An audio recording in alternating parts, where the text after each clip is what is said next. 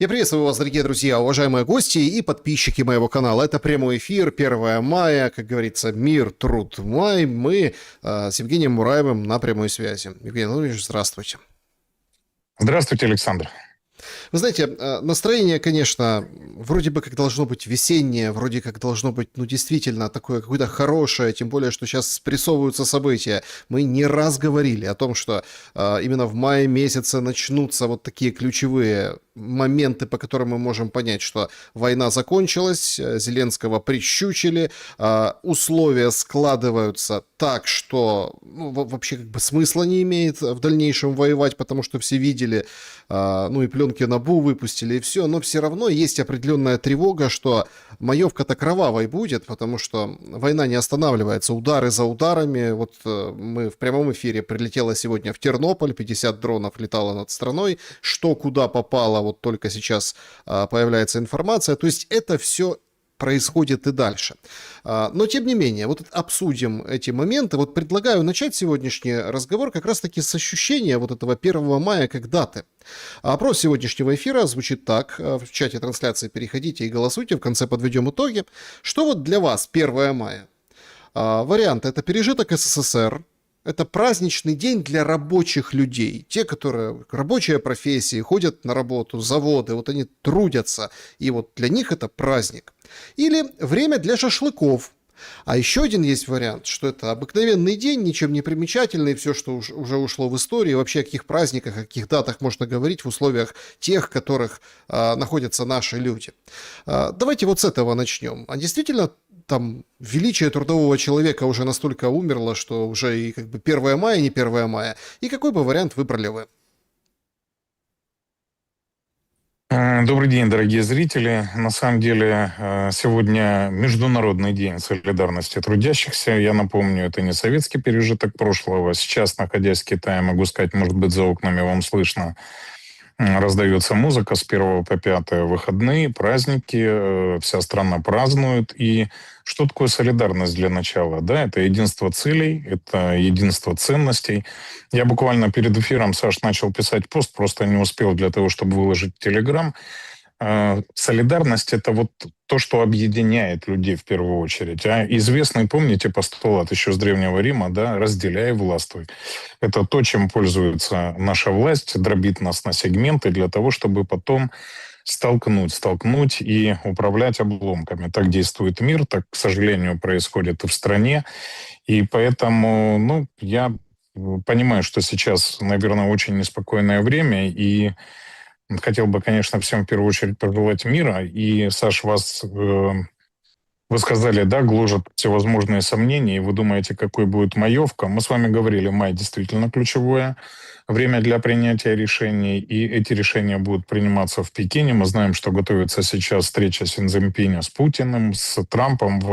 Вполне возможно, они приедут в одно время, и тогда действительно будут выработаны ключевые решения по новой мировой архитектуре безопасности, по разделу сфер влияния, что станет окончанием конфликта. Вернее, мы с вами также обсуждали, да, что все конфликты, которые сейчас происходят на планете, в первую очередь катализаторы этих процессов. Конфликт в Украине, конфликт на Ближнем Востоке. И подвести этому итоги смогут только в треугольнике Вашингтон, Москва, Пекин.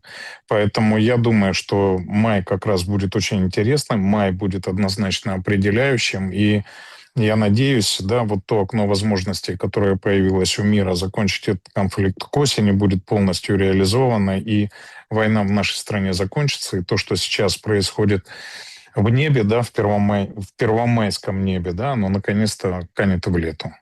Да, друзья, мы в прямом эфире. Это означает, что формат неизменен. Вы оставляйте свои вопросы в сообществе YouTube, клубе зрителей. Есть возможность вывести на экран, но это если работает сервис, который QR-код возле меня, клуб зрителей QR-код с другой стороны. В общем, везде можно задать вопросы. В чате трансляции тоже можно будет задать вопрос, но это в самом финале, поэтому досмотрите до конца.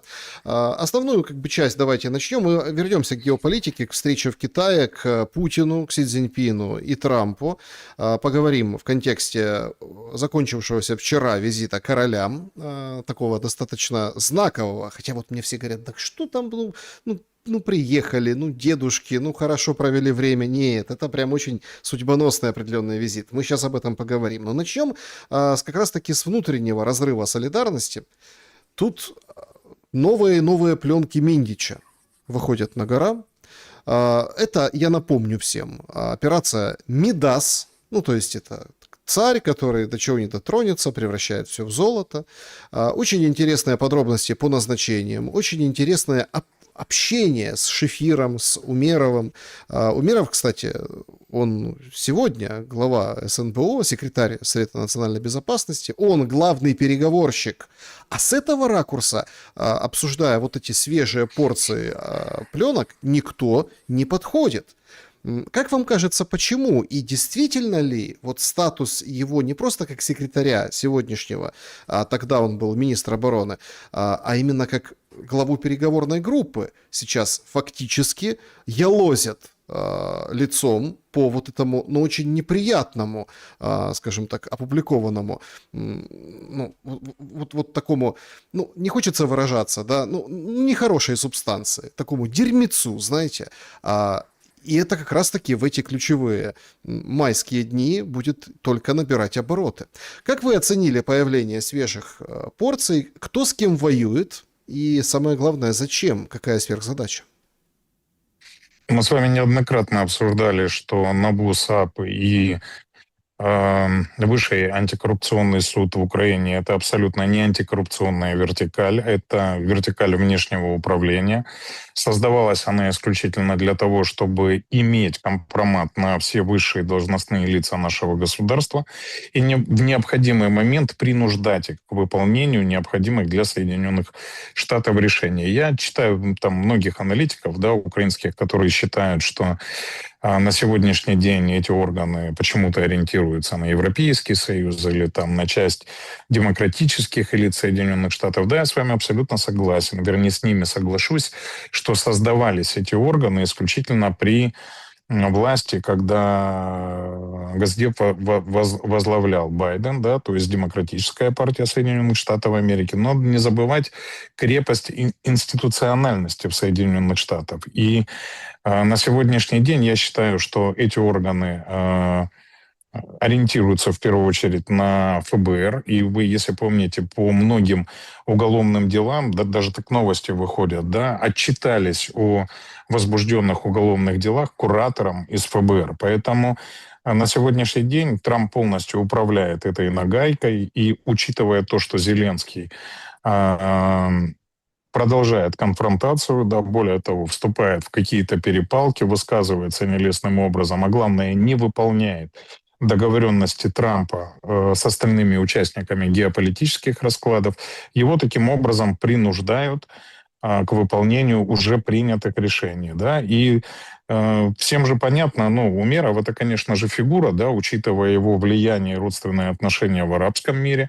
Если вы помните, благодаря нему был выдан Христенко из Объединенных Арабских Эмиратов, а добиться этого от Арабских Эмиратов можно было только через глубокие родственные связи, поскольку, ну, прецедентов до этого фактически не было. Да? Был один по Кузяре, если помните, был такой руководитель Краснолиманской шахты, да, но это скорее исключение, чем закономерность. Поэтому тут в первую очередь удар по Зеленскому. Всем совершенно понятно, что и Миндич, и Умеров, и остальные персонажи, Шефир, да, как его партнер по 95-му кварталу и основной финансист, это всего лишь исполнители.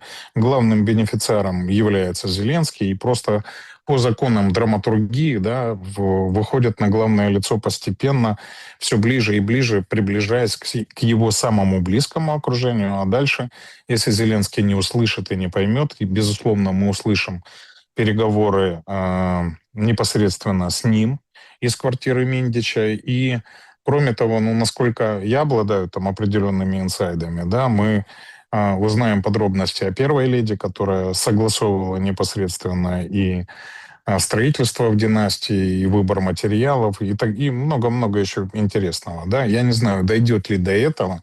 Может быть, Зеленский раньше придет в себя и все-таки поймет, что финита комедия, как мы с вами обсуждали. И в первую очередь это выгодно украинцам, потому что вот то, что сейчас происходит, да, очередная порция обстрелов и взаимного повреждения и разрушения инфраструктуры, а главное гибели населения, да, и Украины, и России прекратится. Вообще, конечно, это лютый позор и несмываемая история. Вообще, как это все устроено? Я специально хочу этому уделить время в нашем прямом эфире. Но ведь все прекрасно помнят, да, как в Украине делалась политика. Она делалась там за кулисами там, больших студий или как за кулисами парламента, в кабинетах. Евгений Владимирович, а чё они все такие какие-то вот эти вот мурчащие, приблотненные, какие-то абсолютно быдло, то, что мы слышим на пленках, это что, получается, когда говорят, что это отражение народа, ну, как-то, знаете, стыдно становится за народ прежде всего. Хотя, с другой стороны, а представители какого народа они являются, тоже большой вопрос. Вот именно исходя из материалов, из текста, да, стенограмм опубликованного, то, как общаются люди год назад, потому что это годичной давности информация, вообще как меняется представление о людях, принимающих решения?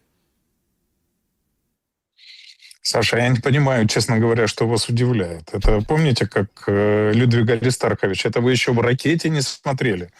Вы еще не знаете, как Игорь Валерьевич общается, поэтому Миндич тут еще светоч Зарда, понимаете? Он еще прямо интеллектуал и интеллигент. Хотя я вам многократно, много раз, да, говорил, что достаточно интеллигентный, набожный и верующий человек. Но это, как показывает практика, на скорость совершенно не влияет.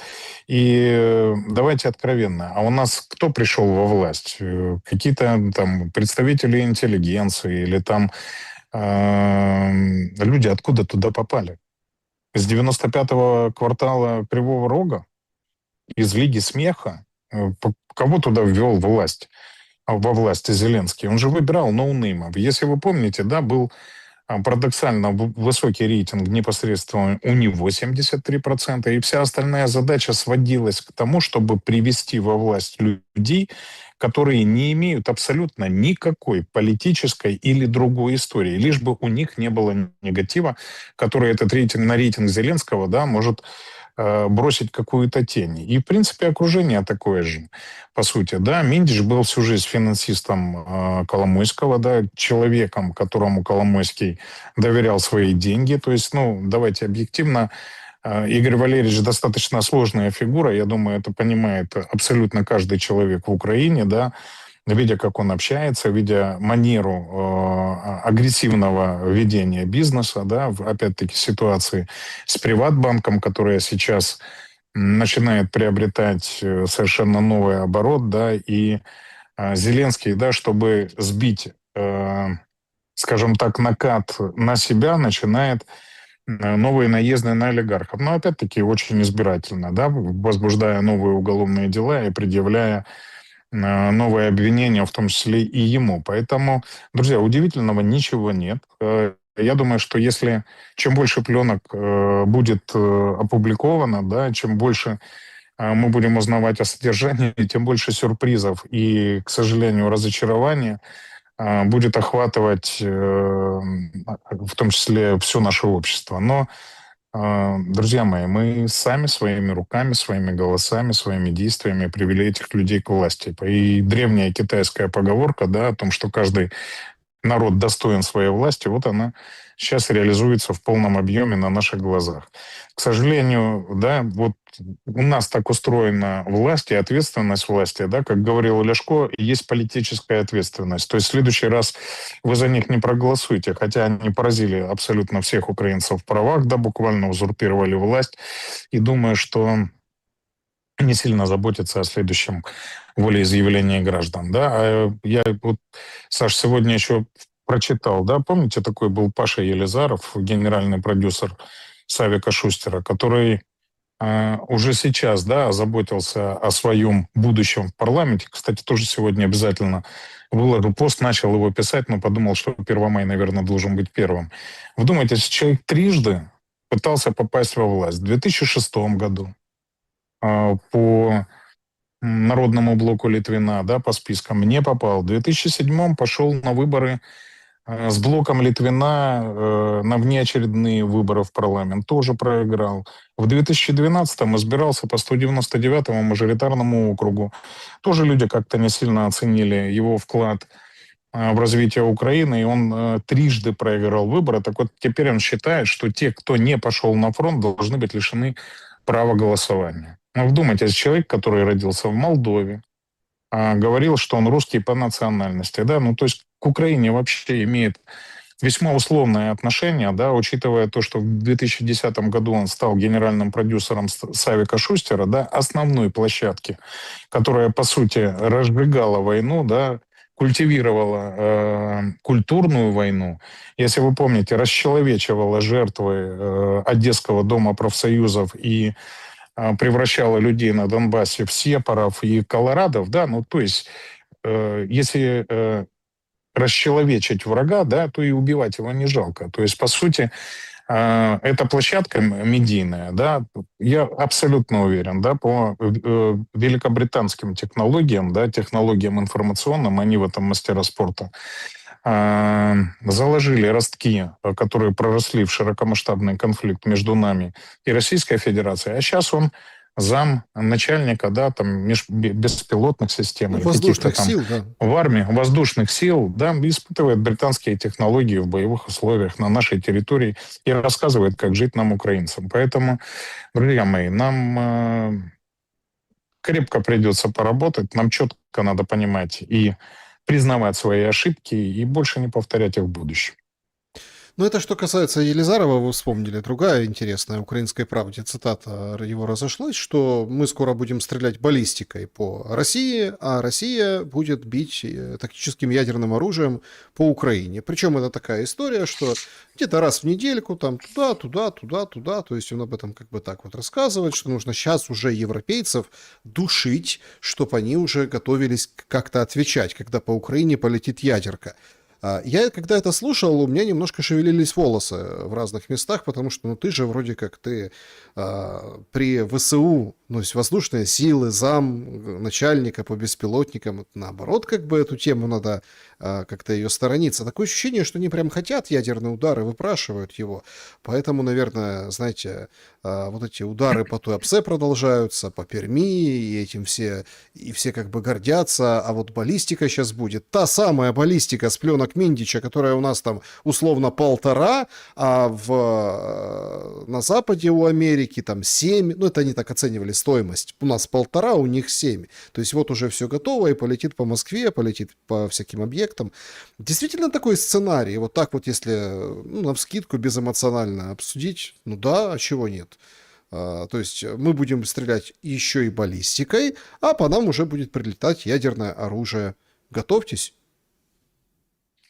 Саш, смотрите, я абсолютно уверен, что это агенты иностранного влияния. Я абсолютно уверен, что это, я не знаю, там, сотрудники Ми-6 или добровольцы, да, или просто враги нашего народа, да. Но все то, что они говорят, по сути, это окно Эвертона. Нас к этому медленно готовят. Нас готовили к войне, нам говорили о том, что это будет. Вспомните все, что происходило у Савика Шустера в студии, да, как раз это же была точка мобилизации Майдана, государственного переворота, да, оправдание АТО, еще раз повторю, расчеловечивание части страны, которая проживает на Юго-Востоке. То есть закладывалась вот эта вот основа для оголтелого патриотизма, да, так называемого, на самом деле, национализма, который вырос в определенную группу людей, которая была готова к конфронтации, которая провоцировала всеми силами на сегодняшний день, да, Российскую Федерацию применить ядерное оружие по территории Украины, смеялась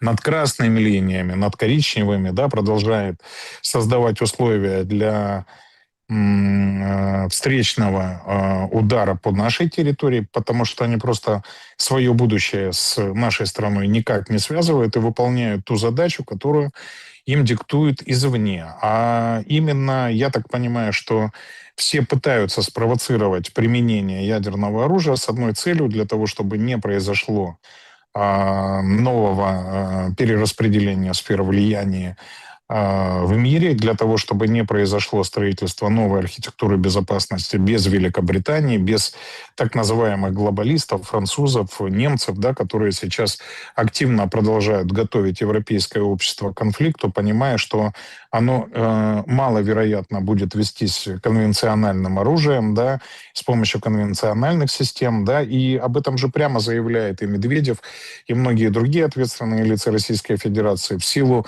неравности потенциалов, имеется в виду человеческих ресурсов и объема и количества систем вооружения, да, Россия играть в гибридные войны не будет, а, скорее всего, ответит с применением ядерного оружия. Но давайте откровенно, в первую очередь, по чьей территории оно может быть применено.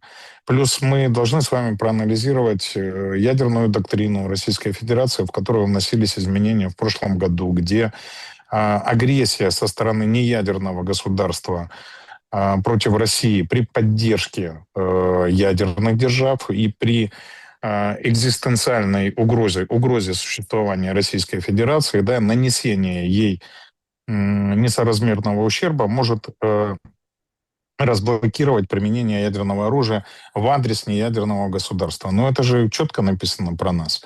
И я понимаю, что, возможно, у таких, как Елизаров, да, не один паспорт, и, возможно, не одно гражданство.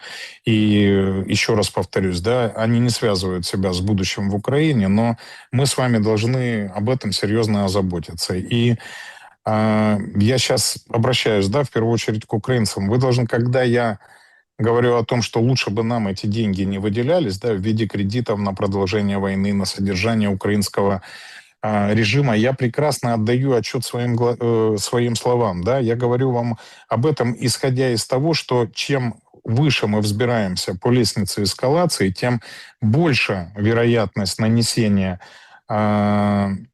экзистенциальных угрожающих ударов по России, да, и, соответственно, ответа с ее стороны при использовании тактического ядерного оружия.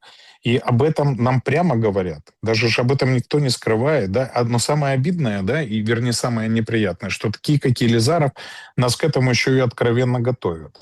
Поэтому, друзья мои, мы все заинтересованы, чтобы конфликт максимально скорее и быстрее закончился, чтобы мы перешли к стадии восстановления нашего государства, да, и его развития. Я потратил достаточно много последних дней на большое количество встреч, да, я встречался с огромным количеством государственных корпораций в Китае, которые готовы помогать нам, да, и в возобновлении нашего энергетического и промышленного потенциала, и строительства логистических объектов на нашей территории, причем без всяких политических условий, а исключительно исходя из коммерческой целесообразности для развития собственного потенциала, ну и, соответственно, нашего. Я был на большом количестве предприятий с большой численностью рабочих мест, понимая, что в первую очередь нам после окончания войны нужно будет навести сначала порядок, да, обеспечить безопасность, а потом создавать рабочие места, чтобы люди, которые сейчас находятся на территории Европейского Союза, Российской Федерации, могли вернуться домой, не опасаясь за свою жизнь и благополучие.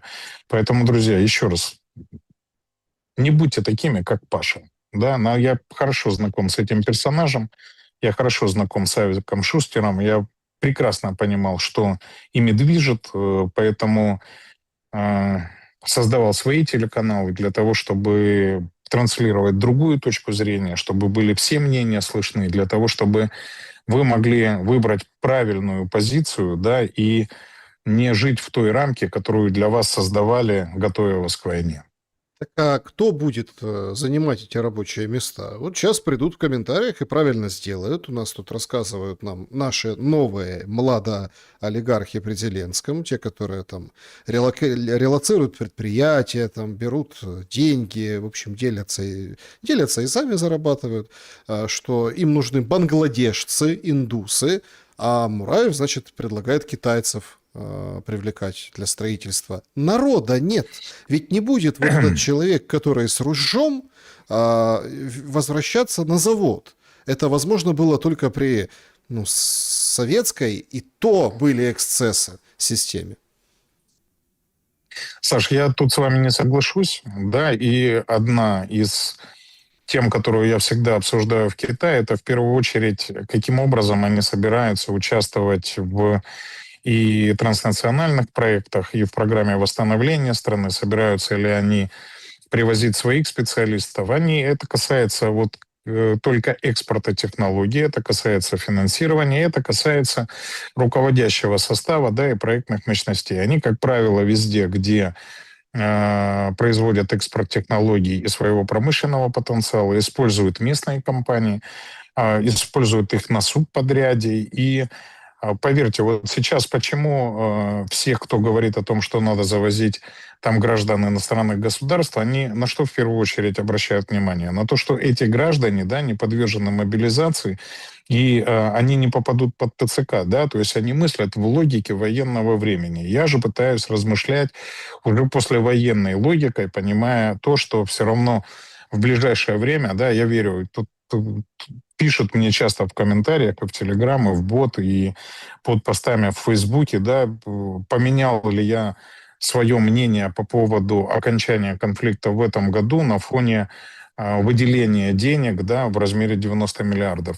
Саш, я сейчас немножко отклонюсь и потом вернусь к Да, ответу на ваш конечно. вопрос. Друзья, я не поменял своего мнения еще раз. Во-вторых, 90 миллиардов нам не дали, а согласовали. Если вы внимательно читаете новости, знаете, как говорят, всегда читайте то, что написано мелким почерком. Да?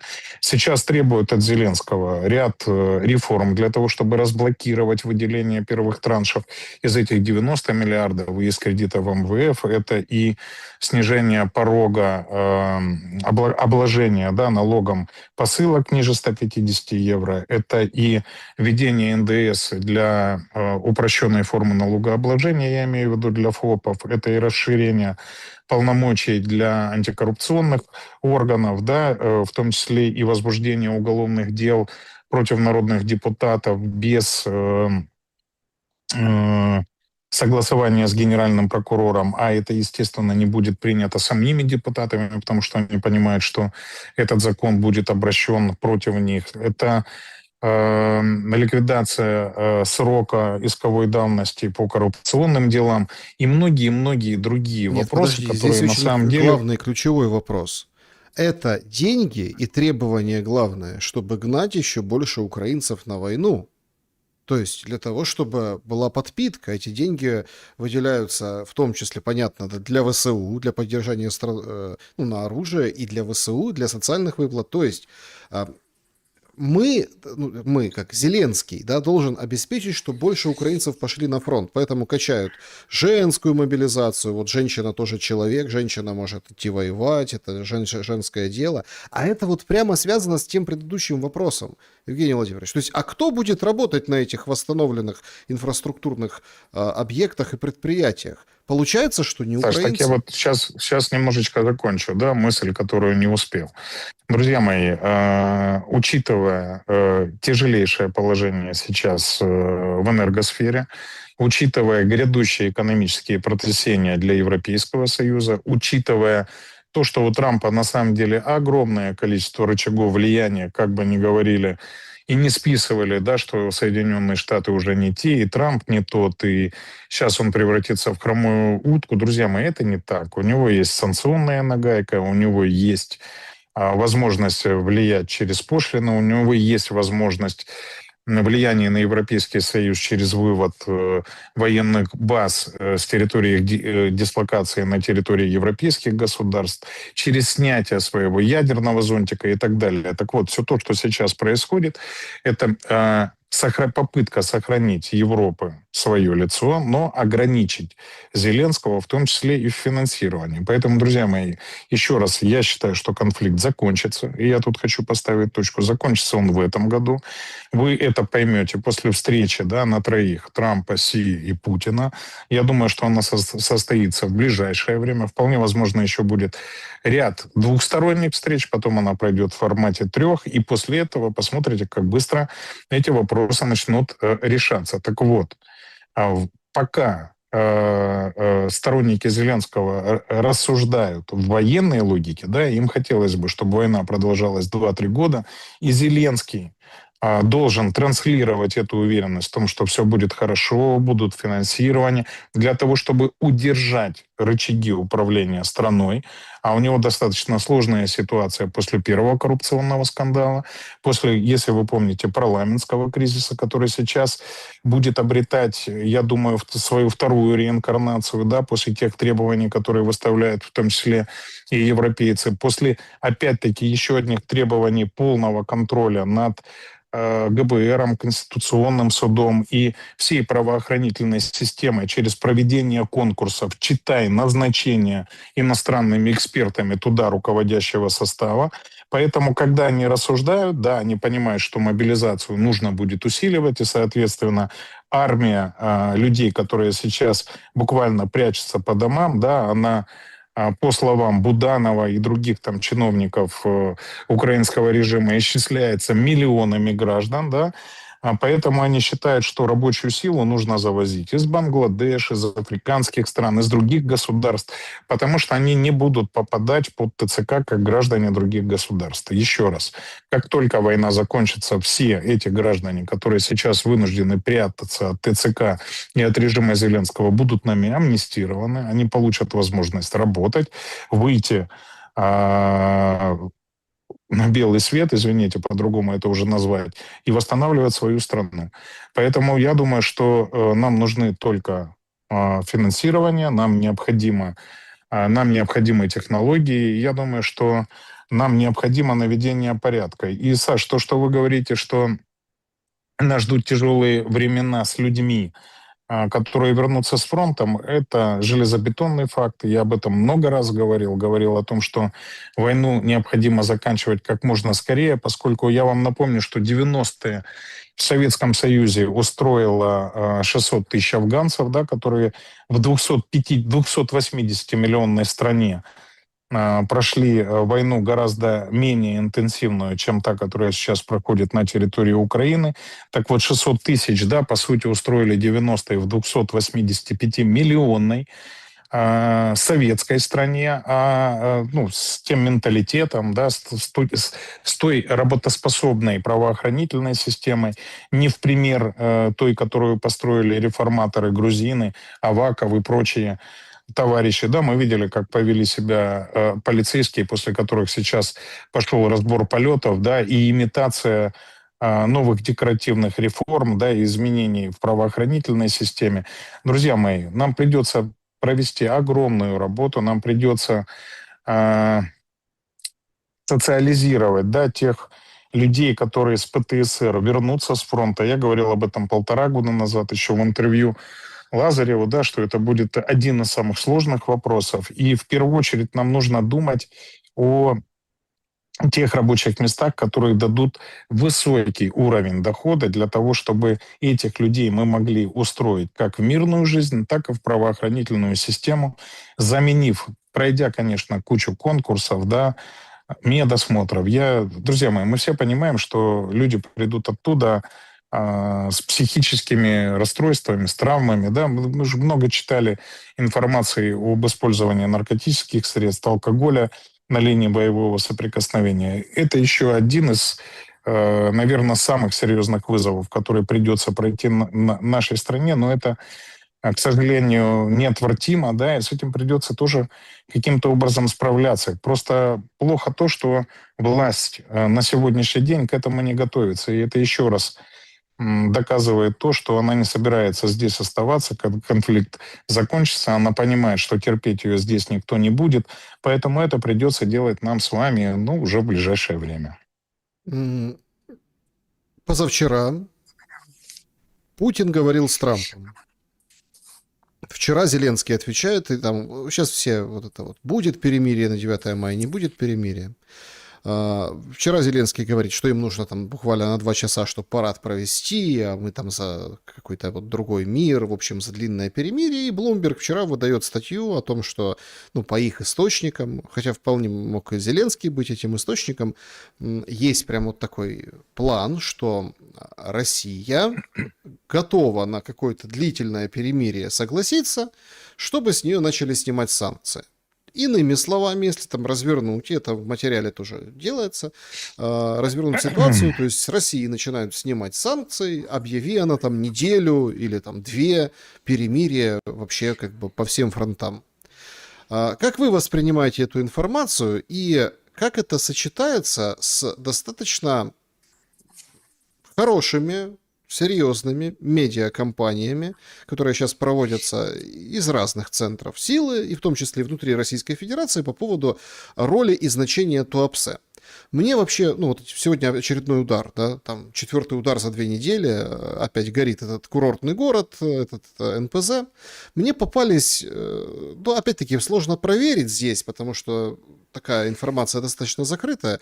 Вообще очень интересное как бы мнение о том, что ну, там вообще как бы завод не шибко был, скажем так, прибыльный, и поэтому его не шибко и защищают. То есть тут уже некоторые люди усматривают в этом план, да, о том, что этот коридор воздушный, по которому шарашат эти дроны, ну, его никто особо и не прикрывает. То есть, ну вот, а так вот хоть что-то, да, вот на фоне этого всего смогут владельцы вытащить из конкретного предприятия, ну, а город, безусловно, страдает.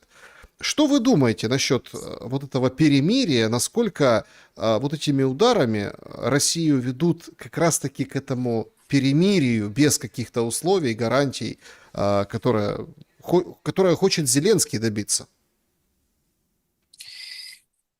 Э, Саш, смотрите, я человек последовательный, да, на меня какие-то вот такие мелкие новости и незначительное изменение тактической обстановки, да, не влияет на мои стратегические прогнозы и восприятие мира. Я еще раз скажу, я живу в реальности о том, что и Соединенные Штаты, и Россия уже достигли определенных соглашений, да, о том, что они будут формировать энергетический консорциум, что они посадят совместно на иглу, в первую очередь, Европу, да, что, скорее всего, газотранспортная система и Украины и северными потоками, там, и другими, да, газопроводами и нефтепроводами будет владеть американские компании, да, а ресурс через эти газопроводы и нефтепроводы, конечно же, будет качаться российский. Таким образом, будет создан консорциум, да, при помощи которого будет контролироваться энергетика европейских государств, а, соответственно, промышленность, а значит, экономика, и, значит, будет огромное влияние на внутриполитическую ситуацию и на вектор движения Европейского Союза в целом. Поэтому под каким соусом Соединенные Штаты снимут санкции с Российской Федерации, не имеет абсолютно никакого значения. Это произойдет. И конфликт на Ближнем Востоке будет продолжаться ровно столько, пока Европейский Союз не созреет к тому, да, что он будет покупать ресурсы и углеводороды именно у этого консорциума, потому что альтернативных поставок не будет. А для того, чтобы покупать у Российской Федерации ее ресурс, пускай даже по американским газопроводам, да, с России придется снимать санкции. А значит, чтобы снять санкции, конфликт в Украине должен быть закончен. А чтобы конфликт в Украине закончился, значит, Европейский Союз должен будет нажать на Зеленского. Поскольку он сейчас главный инвестор в украинский конфликт, он должен будет прекратить финансирование. Я надеюсь, я понятно объясняю, да, причинно-следственную связь событий, которые происходят. Теперь возвращаясь к ударам по Туапсе и по энергокомплексу Российской Федерации. Друзья мои, но можно бесконечно улыбаться, когда тебе больно, но это больно. Вы же понимаете, там сильно прибыльно, не сильно прибыльно, да, но это промышленные предприятия, это инфраструктурные объекты, которые были в первую очередь построены при Советском Союзе, да, путем громадных инвестиций, труда, материала, затрат, финансовых ресурсов, которые были инвестированы в строительство этой инфраструктуры, и она не является лишней. Мы сейчас друг другу наносим совокупный ущерб на радость, в первую очередь, Великобритании.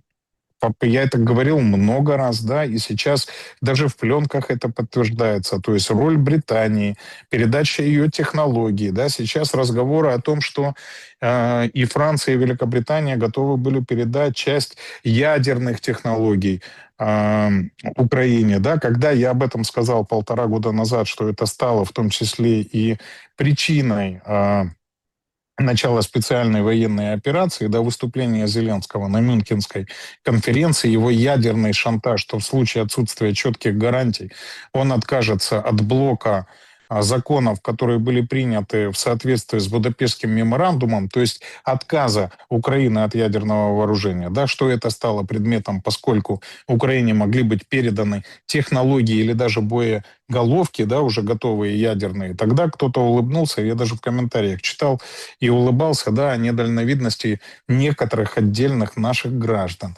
Друзья мои, это факты, которые вот сейчас становятся для вас очевидными. Так вот, возвращаясь к России, да, друзья мои, огромная территория. Но невозможно Российской Федерации прикрыть всю территорию, да, учитывая совершенствование и рост количества средств поражения, которые теперь готовятся для Украины всем миром. Я имею в виду всеми странами НАТО. И производство этих средств поражения располагается сейчас где? За пределами Украины, на территории европейских государств. То есть вдумайтесь, Украина получает кредиты, за эти кредиты строит заводы на территории европейских государств. Обслуживать эти кредиты будем мы. А кому эти заводы будут в итоге принадлежать? Вот как вы думаете по окончанию войны?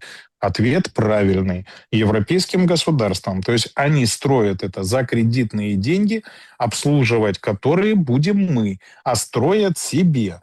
Но учитывая то, что эти производства действительно запускаются, да, количество средств поражений растет, я и говорил, что, друзья, для нас самый лучший вариант, если этот конфликт закончится к концу этого года. Потому что если он по какой-то причине не закончится, велика вероятность эскалации конфликта, да, и чем больше ущерба будет наноситься Российской Федерации благодаря тому, что появляются более совершенные средства поражения, в том числе и те, о которых говорил Миндич, да, в своих пленках, тем больше вероятность того, что будет совершен ядерный удар по территории нашей страны. Друзья мои, поэтому еще раз, пора просыпаться. Пора понимать, что каждый из нас по мере своих возможностей должен сделать все, чтобы вынудить украинскую власть прекратить. Украинский режим — это не власть. Это люди, которые узурпировали власть, которые должны были пойти на выборы еще 3 года назад, но этого не сделали. Понимаете?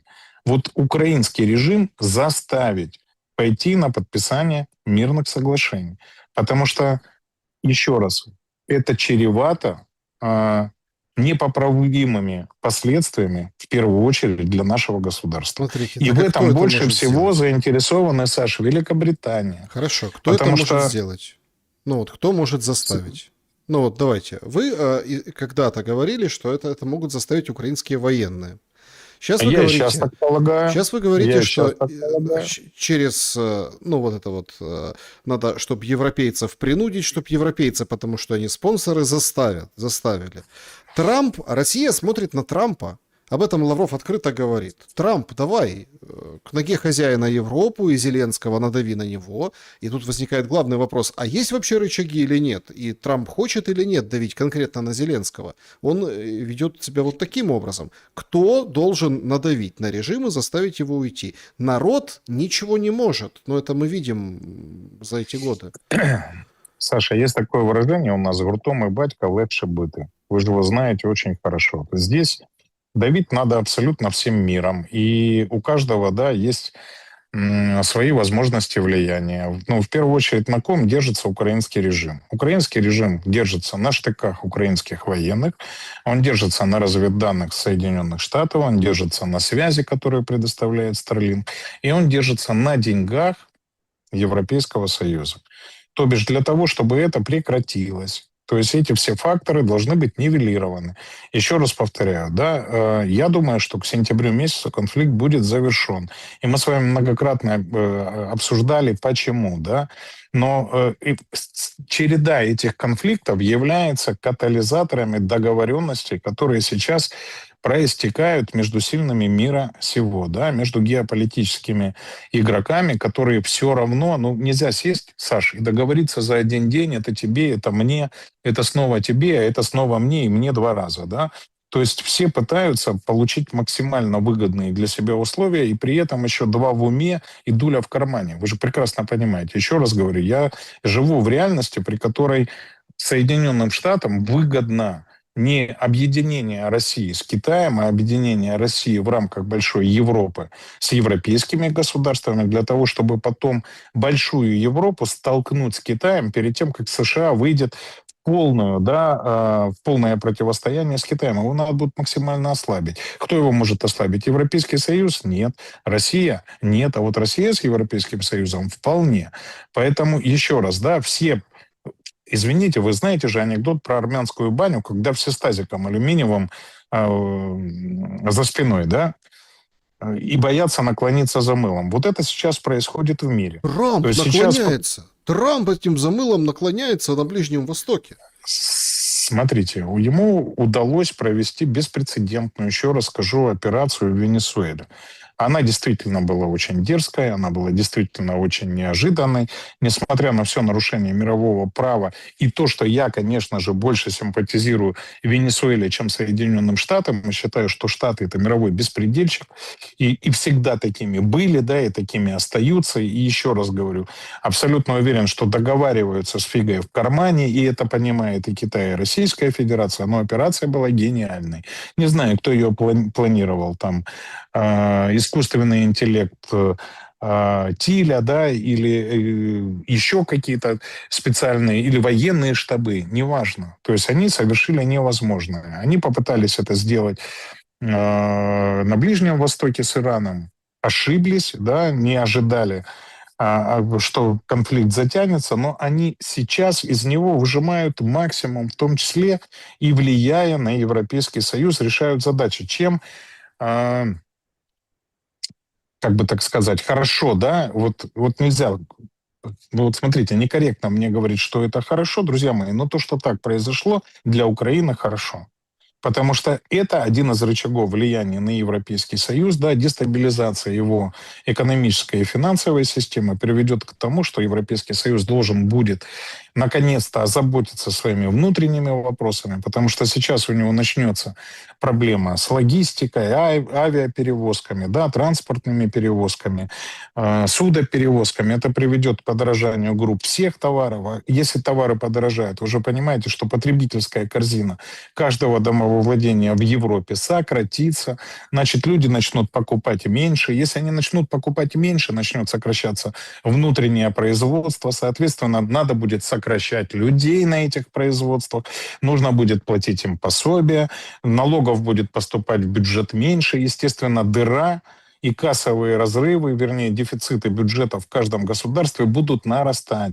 Это я не считаю прямых потерь, которые при цене Брента в районе $100, да, составляют 500 миллионов евро в день.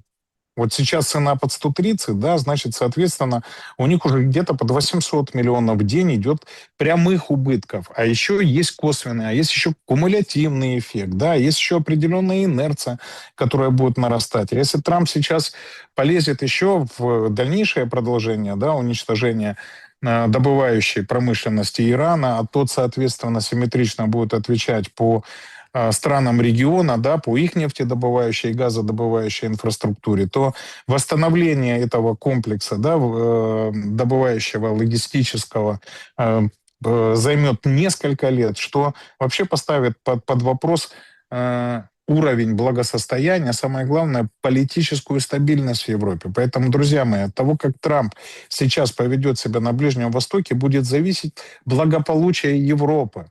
И это один из рычагов. Теперь дальше мы говорим, на что Трамп еще может повлиять. Да, вот кто мы, на что должны влиять. Трамп может повлиять на окружение и на восприятие Зеленского армией. Вот если Интересно. сейчас будет доказано, что окружение Зеленского заработало, да, фантастическое количество денег, да, которое не заработало на крови, да, на крови ребят, на крови мобилизованных, что недостаток денег затыкают человеческими жизнями, жизнями украинцев, да, проводя эту бесчеловечную мобилизацию, при этом выводя деньги в офшоры, в Великобританию, еще куда-то, друзья мои, это может привести к внутреннему бунту. Более того, если вы видите, власть уже постепенно готовит почву, да, она показывает вам другую социологию КМИСа, рейтинга, совершенно управляемых социологических исследований, да, которые пишутся, еще раз скажу, на коленке, да, для того, чтобы легитимизировать общественное мнение и подвести его под определенные решения, которые необходимы власти, о том, что меняется настроение, что люди уже все больше и больше согласны отказаться от территории Донбасса в обмен на завершение конфликта на нашей территории, да, и окончание этой мобилизации и так далее. Поэтому, друзья мои, еще раз, мы должны влиять. Вот, Саш, то, что мы с вами делаем, да, мы пытаемся повлиять и на мнение военных, и на мнение населения, для того, чтобы в социологических исследованиях, которые проводят не те, которые публикует Офис президента, да, а которые проводят иностранные государства, отражалась реальная точка зрения. Почему я разрабатывал форум? Для того, чтобы вы могли там высказывать свое мнение и показывать миру, что вы не хотите продолжения этой войны.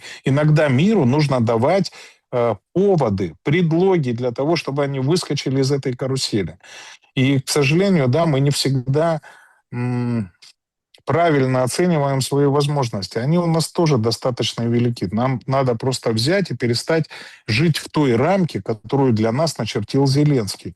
Нам надо наконец-то еще раз осознать реальное положение дел, понимать, к чему все идет, да, какой катастрофой это может обернуться для страны. Я опять-таки у себя в Телеграме совершенно недавно проводил расчет того, сколько нам придется... Вот была реструктуризация, да, задолженностей, которую Марченко, да, министр финансов, выдал как огромную, да, победу, что там с 30 по 35 год будет выплачиваться равными траншами, да, по 2 платежа в год. Та задолженность, которая является гарантированным госдолгом государства. Друзья мои, эта задолженность в год, ту, которую мы должны будем выплатить, превышает в 1,5 раза довоенные доходы бюджета. Вы это можете понять? Вот бюджет Украины довоенный, все доходы, вот все, что страна тратила, не на обслуживание госдолга, а вообще на все, на зарплаты, пенсию, закупку газа, социальные программы, ремонты дорог, субвенции там органам местного самоуправления. Это было 40 миллиардов долларов. 40, друзья. Отдавать мы должны будем 66. Где мы их возьмем? Кто нам их простит?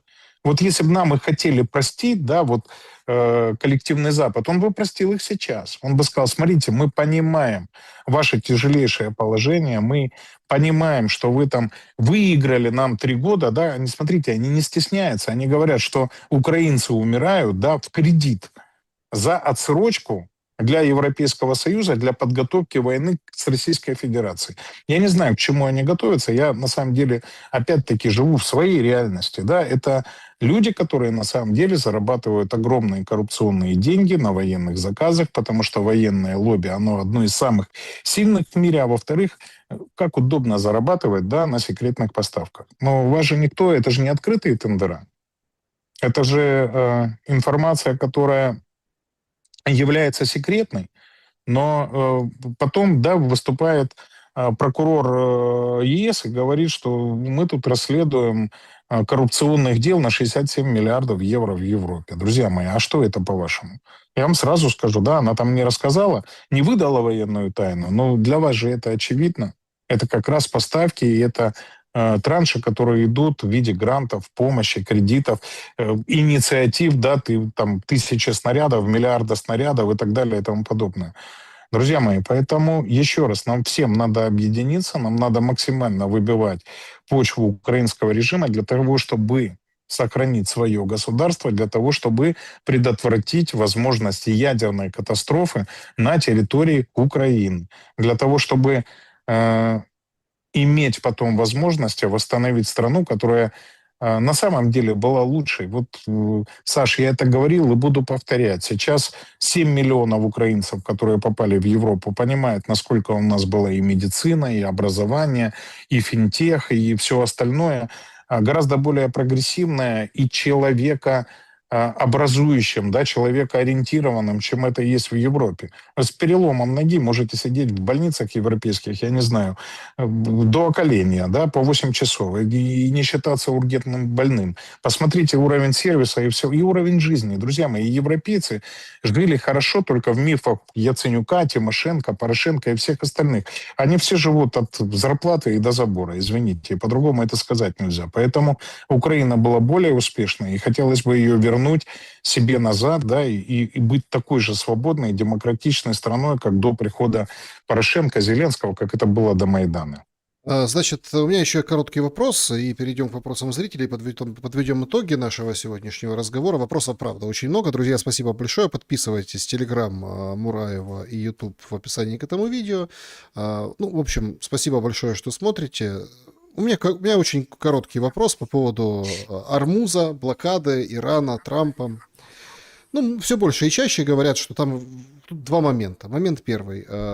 Вышел 60-дневный срок, где Трамп может воевать за бугром, американским имеется в виду, без согласования Конгресса. Но все говорят, да ладно, Обама тоже так делал, там все так делали. То есть ничего страшного, они там как-то это все урезонят, это ну, вообще страна юристов, подумаешь. Но это очень важно, и вот этот маркер, 60 дней сегодня истекают. И все говорят о том, что будет какая-то эскалация. Но меня в этой ситуации, отталкиваясь от вашего последнего тезиса о том, что какая была замечательная страна, как-то немножко, с одной стороны, ну так, нервно повеселил ролик искусственного интеллекта, который с искусственным интеллектом создали иранцы, где иранские ракеты летят по украинским дата-центрам с конкретными четкими адресами. В Днепре, в Харькове, представляете? И они там снимают, там Аятолла дает отмашку, и они полетели по Украине. Знаете, как это утром в газете, вечером в куплете или наоборот? Да? Ну, мы понимаем, что они это как бы тоже делают неспроста, да? Объявляя адреса. Тут ключевое не то, что там ракеты, мультик сняли, а тут адреса, колл-центры, дата-центры, вычислительные центры. Они утверждают, что с территории Украины тоже планировали вот эти те или иные атаки. Полетят иранские ракеты по Украине, мы дойдем до такого, ну, до такого места спирали этой эскалации? Саш, в этом мире и в этой жизни уже, наверное, ничего нельзя отрицать, да, и однозначно утверждать, но я в это, честно говоря, не верю, да, и Иран сейчас не в том положении, чтобы открывать еще второй фронт. Однозначно искусственный интеллект – это вызов, однозначно валюта завтрашнего дня – это вычислительные мощности, и чем больше их строится, и чем больше вкладывается в это денег, тем интеллект мощнее, да, и, кстати, это одна из тем, которую я обсуждал и в Китае, да, они заинтересованы в восстановлении нашего энергетического потенциала, в том числе и для строительства дата-центров, для увеличения вычислительных мощностей, да, и они рассуждают, что следующая там условно валюта, еще раз говорю, это как раз расчетные мощности, которые будут у того или иного государства, да, почему, в общем-то, я постоянно и говорю, что, друзья мои, да, искусственный интеллект – это один из следующих вызовов, которые все тяжело и еще, наверное, не до конца осознают, и что тут самый главный вопрос общественного и человеческого контроля, а чему этот искусственный интеллект будут учить, кто будет прививать ему ценности, и не сработает ли он однажды против нас. Но возвращаясь к Ирану, скажу, да, то есть я думаю, что 60 дней, которые вы говорите, истекают, они не остановит Трампа. Трампу надо выходить из этой ситуации. Кто будет блокировать Ормуз, кто будет на самом деле играть на повышение стоимости цены нефти, сейчас не столь важно. Важно, что это рычаг, который необходим и Китаю, и Российской Федерации, и Соединенным Штатам для того, чтобы повлиять на Европу и решить опять-таки, свои геополитические вопросы в рамках треугольника, который мы с вами постоянно обсуждаем: Вашингтон, Москва, Пекин, и урезонить тех, кто мешает осуществлению этих договоренностей. Иран, к сожалению, очень сильно пострадал. Иран сейчас сконцентрирован в первую очередь на окончании конфликта. Ему хотелось бы выйти из него, да, но учитывая, во-первых, мобилизацию внутри иранского общества вокруг власти Ирана, которую хотели заменить Соединенные Штаты Америки, да, вполне возможно, что они продолжат, да, противостояние с Соединенными Штатами, несмотря на, ну, не то, что вполне возможно, а продолжат. Особенно учитывая то, что их будет поддерживать при этом и Китайская Народная Республика, и Российская Федерация, решая свои задачи. Да, Ну, друзья, я не думаю, что удар будет соответствующий по Украине. У них нет сейчас ни сил, ни средств, ни желания тратить свой потенциал, который может понадобиться уже в существующем противостоянии США и Израиля. так, значит, поехали вопросы от зрителей. Начнем с клуба зрителей Шелли. Спасибо, что добавляетесь в это закрытое там сообщество, где своя камерная атмосфера. Оттуда потом сообщество YouTube и чат-трансляция вот таким, собственно, образом, как всегда. Поехали. Вопросов, правда, очень много, поэтому попрошу лаконично, чтобы большее количество пройти. Александр, Светлана пишет: вас, Евгения, с праздником всех трудящихся, пусть все приложится. Вопрос к Евгению. Какой сейчас вы видите выход для простых граждан Украины, чтобы изменить ситуацию в стране с точки зрения экономиста, юриста и бывшего активного участника молодежных процессов? Имею в виду Конгресс в Льеже. Какой практический путь именно сейчас вы бы предложили украинцам, где, как вы говорите, нужно поучаствовать каждому? Дорогие друзья, еще раз, да, сейчас самое главное — сохраниться, выжить, не попасть ни в ТЦК, не стать сопутствующими жертвами, как бы мне это не нравилась формулировка, да, но, к сожалению, при каждом обстреле, да, при каждом симметричном и несимметричном, да, ответе Российской Федерации на конфронтацию, да, гибнут мирные наши граждане. Поэтому, друзья, выживите раз, доживите до момента, когда это все закончится. Я сейчас как раз готовлю глобальный план восстановления страны, да, с конкретными предложениями, с конкретными участниками. Он будет сделан и в видеоформате, и в формате расчетов, и в ближайшее время он будет вам полностью представлен. Я вот сейчас как раз, если вы видите, не в привычной обстановке, да, потому что нахожусь в постоянном перемещении.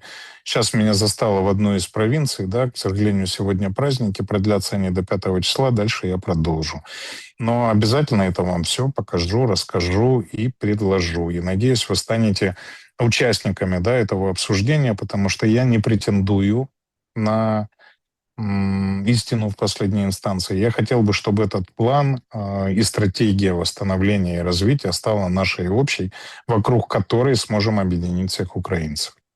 Анна интересуется, почему украинцы не верят в юридическо-бюрократический путь, который наиболее Западу понятен, и говорит о том, что много же есть международных организаций с электронными приемными, туда пишут обращения, туда отправляют электронные письма, что в принципе тоже с определенной долей анонимности работает. А получается, Запад не слышит антивоенных голосов и делает выводы, что всех все устраивает. Вот вы как отвечаете на вопрос? Запад все устраивает или, ну, как есть, или они просто не слышат украинцев, которые за мир? Давайте разделим Запад. Во-первых, Запад неоднороден, и мы видим сейчас сегментацию внутри Европейского Союза. Мы видим, как меняются электоральные настроения. Да, вот недавние выборы в Болгарии. Мы понимаем, какая ситуация сейчас в Германии. Растет АДГ. Да, мы видим политический кризис во Франции. То есть ситуация меняется. Чем хуже, надо разделить интересы элит, интересы государства, интересы народов. Они всегда разные, причем во всех странах, кто бы там чего ни говорил, да. То есть мы не всегда поддерживаем свою власть, и не всегда она отражает чаяние нашего народа. Так вот, сейчас у власти в Европе тех, кто приходил на глобальные повестки под влиянием там Блэк-Роков, так называемых глобалистов и так далее, да, их время заканчивается. И как бы мы сейчас пока не апеллировали, да, к их сознанию и не пытались там писать какие-то, как вы говорите, организации, они предпочитают этого не замечать, прячась за своим двуличием. Поэтому я и хотел сделать форум, да, для того, чтобы нас были миллионы, для того, чтобы этим могла пользоваться в первую очередь европейская оппозиция, которая сейчас набирает обороты, которая могла бы использовать это в своей предвыборной гонке, становясь властью, потом пойти все-таки нам навстречу. Нам придется пересматривать все эти долги, их придется списывать или от них придется отказываться, потому что, друзья мои, мы не потянем этот госдолг. И еще раз, нам либо придется уходить в другую гавань и прятаться за широкими спинами, да, объявляя дефолт и говоря, что мы не будем возвращать эти деньги, либо выходить в какой-то конструктив с новыми лидерами европейских государств. И к тому, и к другому я готовлюсь, я готовлю план, как это делать, и опять-таки буду его с вами обсуждать. И тут важно, чтобы наша воля совпадала с нашими желаниями и, главное, возможностями. Мгм. А, Вот такой вопрос от пользователя. Зачем Мураев и сообщество YouTube похоронил шансы единой оппозиции? В марте 2019 года он снял свою кандидатуру в пользу Вилкула и вышел из Медведчуковской партии «За життя», примкнул к Ахметовскому крылу оппозиционного блока. Вилкул сегодня возглавляет Совет обороны Кривого Рога. Эти события стали важным этапом переформатирования оппозиционного фланга украинской политики перед президентскими и парламентскими 19-го, где помним, кто победил. Боль моя, на самом деле. Вы сейчас это с 11-метровым мячом и прямо туда, куда не хотелось бы. Давайте объективно. Кто такой Юрий Бойко, вы прекрасно увидели сейчас. Я это понимал тогда. Кто такой Медведчук, я вам говорил тоже прямо, вы это тоже все осознали. Почему, в общем-то, я оттуда и вышел. Когда Медведчук пошел открыто в политику, я сказал, что я в этом участвовать не буду. Я строил центристский проект. Я понимал, что невозможно, да, с такой повесткой, с такими людьми, с Суркисами, с Бойко, с Медведчуком претендовать на большинство. Имитировать оппозиционную деятельность я не хотел. Я хотел объединить украинцев, я хотел создать центристский проект. Я понимал, что у нас нет электоральной математики, и с кумом «ах, какого человека» мы будем жалкой оппозицией, вокруг которой всегда будут объединяться праворадикальные силы, диктовать свою повестку, что, в общем-то, и произошло. Но плюс вы увидели, что Бойко никакой не оппозиционер, да, это на самом деле человек, который всю жизнь представлял интересы Фирташа, да, интересы так называемых газовиков, тепловиков и так далее. И они всю жизнь являлись симбиотом власти. И сейчас вы видите, как он голосует вместе с Зеленским. Касательно того, что я объединился с остатками ОПО-блока, так не только с остатками ОПО-блока. Я вам напомню, что было 5 партий. Была партия мира и развития, была партия мэров, к нам входило 60 голосов. Друзья, мне нужен был ресурс. А где его должен был взять, если одновременно и Российская Федерация, и Украина, да, сначала Украина, а через 3 дня Российская Федерация ввели против меня санкции. Когда я, ах, какого человека послал по замечательному пути, и всех остальных вместе с ним тоже, понимая, что они собираются имитировать бурную деятельность. Конечно, мне нужен был ресурс, мне нужны были мэры, мне нужны были средства массовой информации, и они объединились, да, мне удалось объединить тогда 5 партий. Получилось криво? Криво. Саша Вилкул поступил не так, как я от него ожидал, до 100%. Стыдно мне за это, стыдно. Только обратите внимание, вы думаете, не получал предложения, как Вилкул, орать слава Украине и что-то возглавить? Вы серьезно думаете, что никто мне такого не предлагал? Предлагали много раз. И в самом начале войны, и в обмен на телеканал, когда еще перед тем, как его закрыли. Друзья мои, я свой выбор сделал. И мне не стыдно на себя смотреть в зеркало. А были ли в моей жизни ошибки? Были. И я их признаю. И вам их тоже надо научиться признавать. Больно? Больно. Но если мы их не признаем, движение вперед для нас заказано. Вот такой вопрос. Евгений, скажите, злоба зреет внутри людей, и внутри страны уже происходят вспышки с использованием огнестрела. А когда вернутся с фронта, увидят, что домов уже их нет, и тем более будет большая трагедия. Только диктатура сможет остановить этот снежный ком эскалации. Саша, давайте заменим слово «диктатура» Ну, это человек на писал, да. командно-административную систему.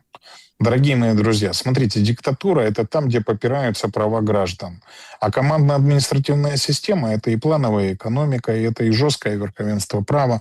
Да, надо жестко, надо однозначно принимать соответствующие законы. Я против оружия на руках. Я считаю, что оно будет, как у Чехова, стрелять и не в третьем акте, а в первом. И вы это видите с каждым днем все больше и больше. И не найдете вы людей, которые за зарплату в 20-30 тысяч гривен, я имею в виду за зарплату патрульной службы, будут рисковать собственными жизнями во имя вашей безопасности. Поэтому надо максимальное количество действий сделать для того, чтобы предотвратить совершение преступлений. Да? Нужно будет однозначно изымать это оружие, выкупать его, надо использовать мировой опыт. Его раньше выкупали, да, а потом принимали жесткие законы у тех, кто не захотел его сдать или продать государству.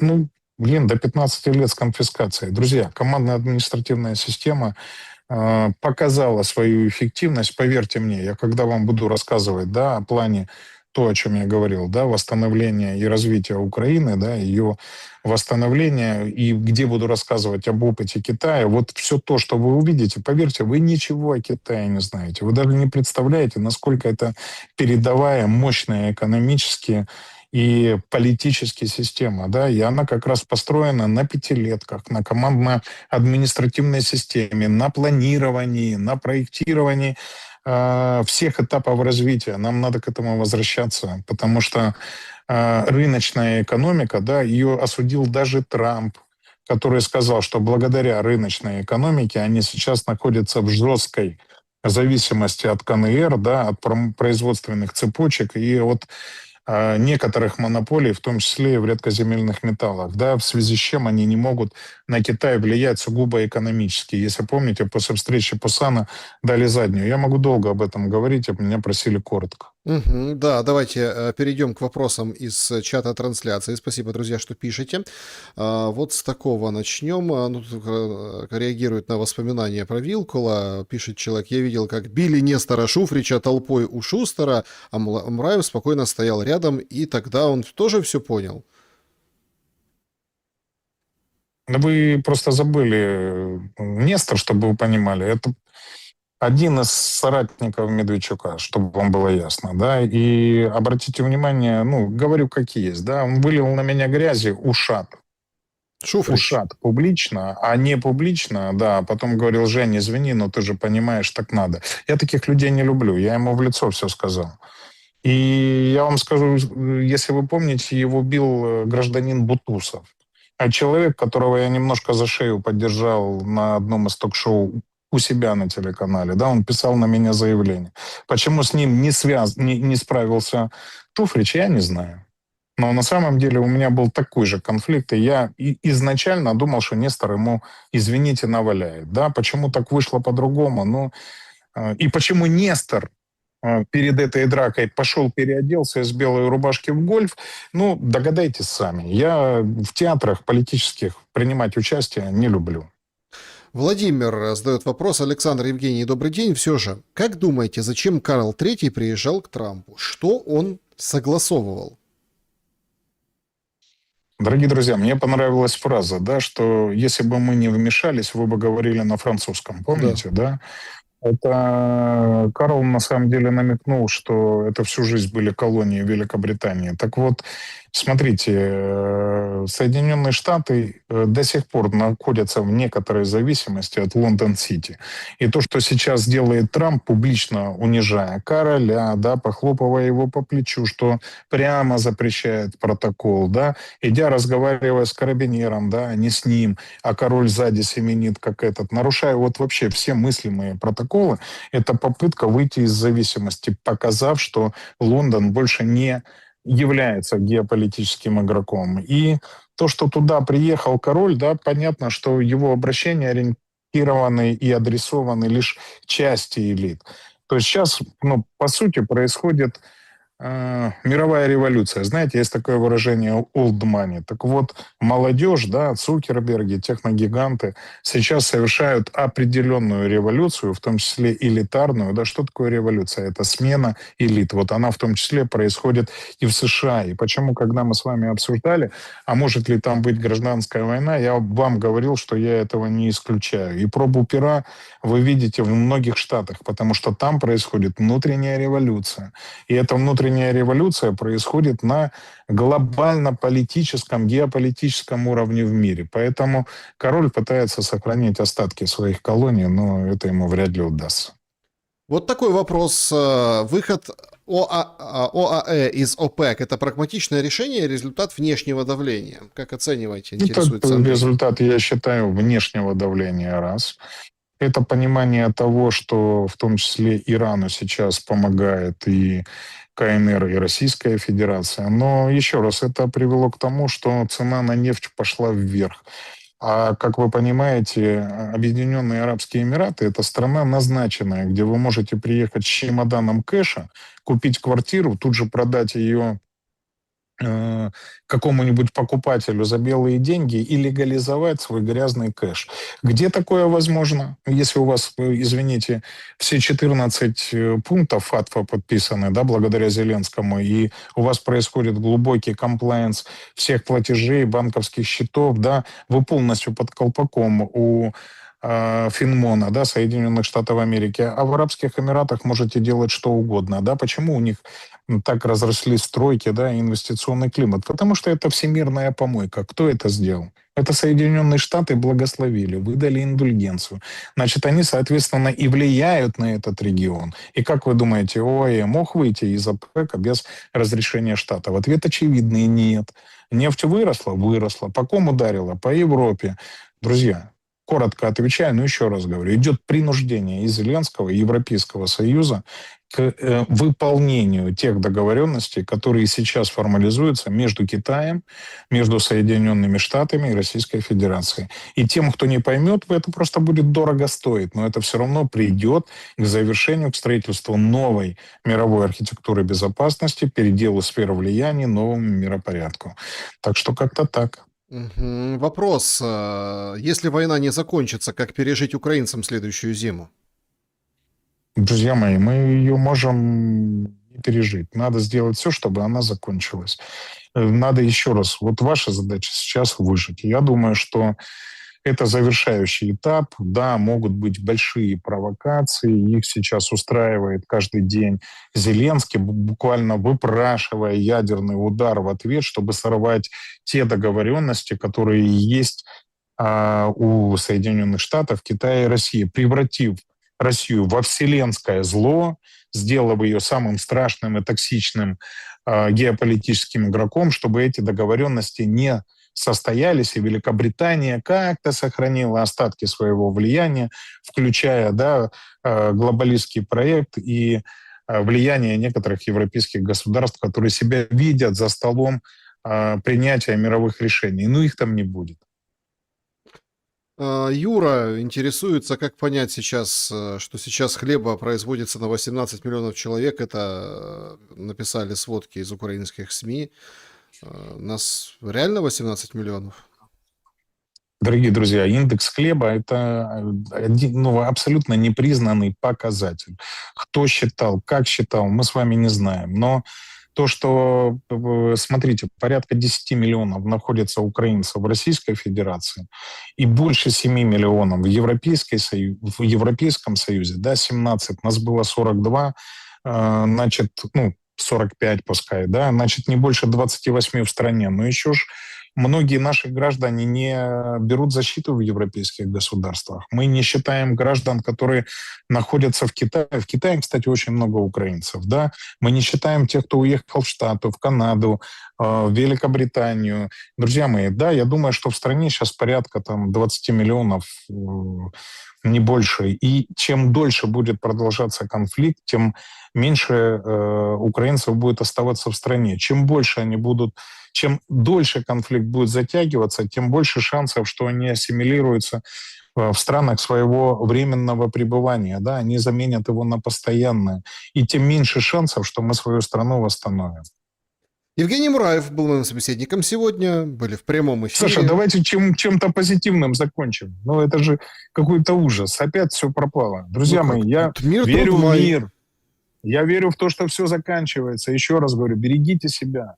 Мы движемся к завершению конфликта, потому что не от нас это зависит, да, но сильные мира сего, судя по тем моментам, которые я постоянно пишу в Телеграм. Друзья, я не пытаюсь, да, вас там поднять вам настроение, да, но я пытаюсь, чтобы вы не потеряли самообладание, да, верьте в себя, верьте в силы, верьте в наше будущее. Без этого, ну, мы не сохраним государство, оно у нас лучше.